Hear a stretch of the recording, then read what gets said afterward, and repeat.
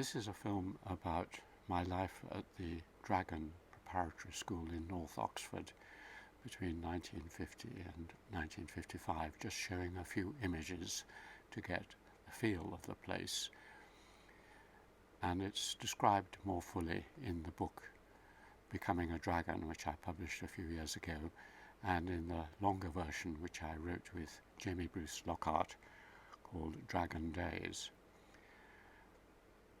I went to the Dragon when I was 8 3/4, and here I am setting out for my first term in September 1950 with my grandmother, with my suitcase, no doubt a little bit of tuck in it and so on, and my Dragon uniform, obviously nervous but maybe excited.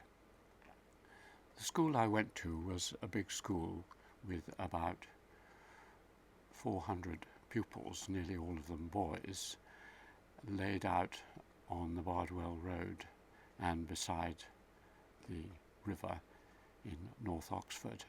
And here is a plan which Jamie drew from memory many years later, showing the distribution of the various buildings, the schoolhouse, the rink and the halls. The first shock, of course, was that one went into dormitories. I'd slept on my own, more or less, until then, and suddenly to be with 4 or 5 or even more little boys. And that term and the shock of that was something that I haven't really ever forgotten. It was in some ways a nightmare. I wasn't very well. I was very homesick, very confused, running around. These are older boys, of course, but it was still one of the big shocks, the loss of privacy. And that included bathing, because here, this is the school tub in the final years in the schoolhouse, but when you went after games to swim or bathe and wash, everyone was naked and nude. And the other shock, of course, was the coldness and deprivations. In any case, this was a period after the war when food rationing was still there, and the heating was very primitive. But the small luxuries of home disappeared in this school setting. You went into, first of all, a small house.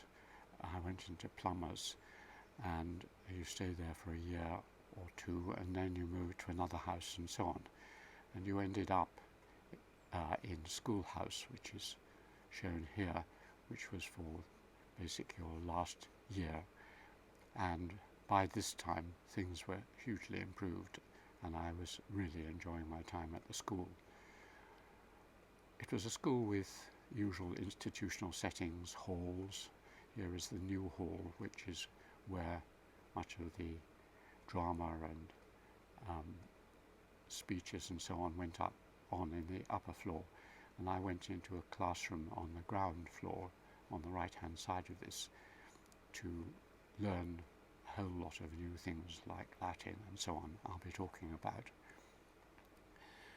You also learnt about institutional life, and it's strange how the school anticipated the life I've led ever since, right up to the libraries and common rooms. Here is a house library, the house library, and the boys in the 50s reading books, and then a sort of quiet room where you could play chess or read or whatever. And the atmosphere here is so very reminiscent of things that went on through my Oxbridge days many years later on. I suppose the most important thing of all at this school was learning about friendship, and you made your first really serious friends here. At the end of your time there, you would go round with your school book collecting signatures, and here we have the signatures of my friends in my final year, more or less. The one on the bottom right, Nicky Adamson, I remember, was a particular friend of mine. Johnny Myrmigan, Mermaid, another very close friend and also a second cousin. And we had nicknames. You can see my name, A. Macfarlane Fadge. That's probably from A.D.J. Macfarlane. So it was a nickname-friendly sort of school, and I still am friends with one or two of these people. You also had another cohort, which was your class, and in the second to last year I was in Upper 4A, and here are my classmates and my signature there as well. This is roughly what I looked like when I was about 11 or 12, wearing the belt, the dragon belt with a clasp, and school uniform, though I think this may have been taken at home.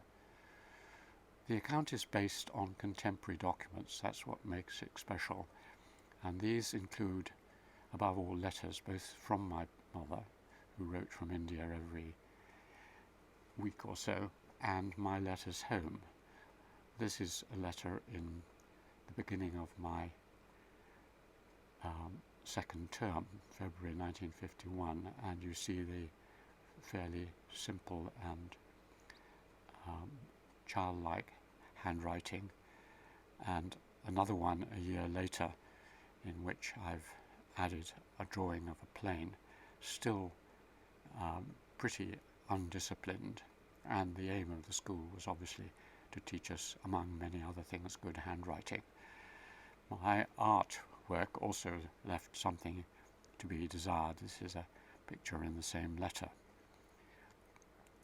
When I went into a new house in May 1953, I drew a picture of the dormitory here to give my parents an idea of the school, and the letters are beginning to become a bit longer, although they were still rather tediously filled with accounts of school games above all. And then later on in my last year, my artwork, still pretty distorted, but in a minor way slightly better here with a Mountie. And in other letters I tried to give ideas of what was happening in the school, and here I'm trying to illustrate some cunning move in a rugger game. I'll come on to the importance of games shortly. By the end of our time there, the letters were much improved in style and content, and this is in my last year from the Dragon School, and we were given special pens, Parker pens, to write these letters home. I mentioned that the co-author of the longer version was Jamie Bruce Lockhart, and this association and working together was greatly improved when he suddenly and wonderfully discovered all his letters home, which had been lost for since then, but he discovered it in a box in his attic. It was an extraordinary experience, a very good school in many ways, and one of its many good qualities was that it encouraged all the boys to believe that they could do something. One of the things they thought I could do was to play rugger, which was more or less true, and here is my prize at the end of my time there for rugger. And you left with a certificate, proof that you had been there, that you were an old dragon, an OD, and this has remained an indelible effect on me. I can't say I'm a member of an old boys network or anything, but I have met a number of old dragons, and you do feel a certain closeness to them.